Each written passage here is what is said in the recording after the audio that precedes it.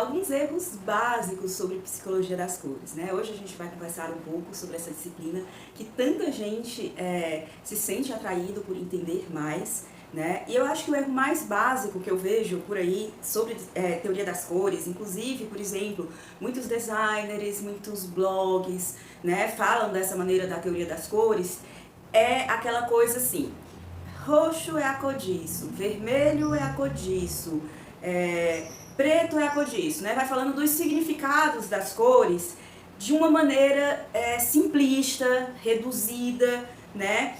E sem levar em consideração outras coisas. Teoria da cor não é sobre falar sobre o significado de uma cor limpo e seco. É sobre também interpretação e sobre o impacto que aquela cor vai ter num grupo de indivíduos, né? Pode ter num grupo de indivíduos. Por quê? Porque quando a gente fala de cor, a gente está falando de uma experiência subjetiva, ou seja, uma experiência que não é igual para todo mundo, que ela se constrói ao longo da nossa história. Por exemplo, o azul é uma cor que muita gente gosta, mas se você, por exemplo, em algum momento da sua vida teve uma experiência ruim, negativa, alguma coisa, sei lá, você se afogou numa piscina e se associou o azul da piscina, né, àquela experiência que foi ruim, tá? Tô dando um exemplo. Então, provavelmente você não vai gostar de azul, apesar de muita gente gostar de azul. Entende como é algo pessoal, é algo que vem da nossa história? Então vamos lá, tendo esclarecido isso, né, que a teoria da cor, ela vai variar, por exemplo, de acordo com a sua história pessoal, a cultura que você pertence, né, o país que você pertence, né, então vamos entender um pouco mais como é que pode funcionar a teoria das cores, né. A gente sabe, por exemplo, que a gente associa aqui no Brasil, na nossa cultura, o vermelho à cor da paixão, certo? E aí eu vou te mostrar, por exemplo, essa rosa vermelha e a gente vai associar a paixão. Mas se eu te mostrar outras rosas de outros tons, né, no seu gosto pessoal, você vai ter uma rosa favorita para você, que você gosta mais do tom. Você gostaria, por exemplo, de receber.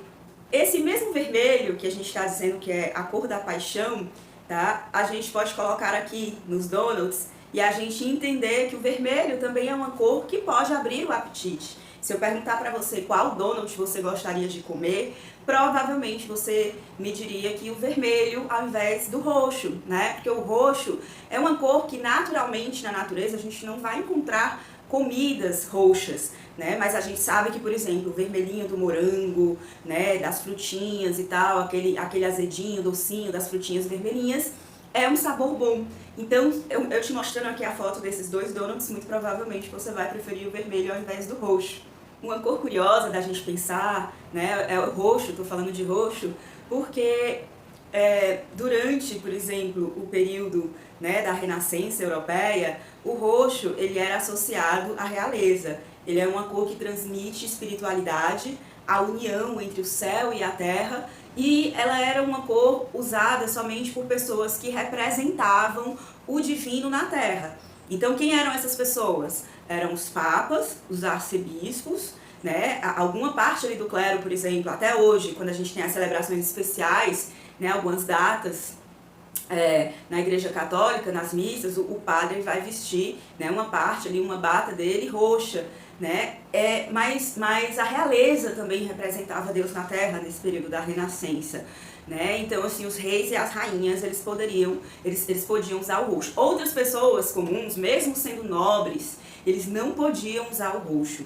E dependendo da corte, do período, você sair desfilando na frente do rei e da rainha usando roxo, significava que você estava querendo ter mais poder do que você tinha, ou que você se considerava tão real quanto a realeza, e poderia inclusive ser considerado um ato de traição, né? Então, assim, a gente tem toda essa associação do roxo até hoje ao luxo, ao poder, ao nobre, ao exclusivo, né? Se você parar para pensar assim, um ambiente com um sofá roxo, assim, com uma cortina, né, com acessórios roxos, ou até mesmo na roupa, né? Assim, o roxo ele passa essa coisa de poder.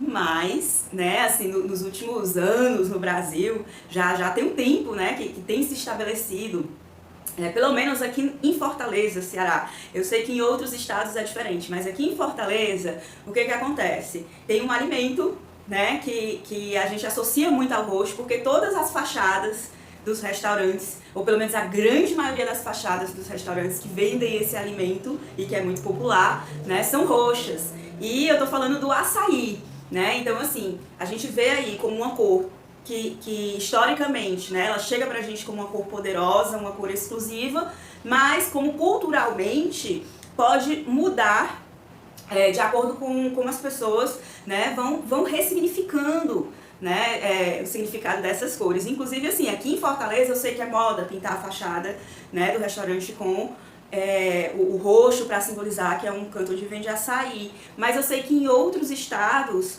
né, não é tão moda assim. Então, assim, talvez eu esteja falando e essa coisa de que o roxo representa o açaí não seja, né, verdadeiro para você que está em outro estado.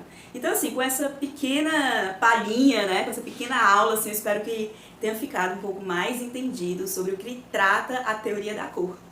Se você assistiu até aqui e gostou desse conteúdo, eu tenho um convite a te fazer. Passa no meu perfil, que lá tem mais conteúdos como esse. A gente fala sobre desenho, criatividade, cores, ideias para desenhar toda semana. Eu tenho certeza que você não vai se arrepender.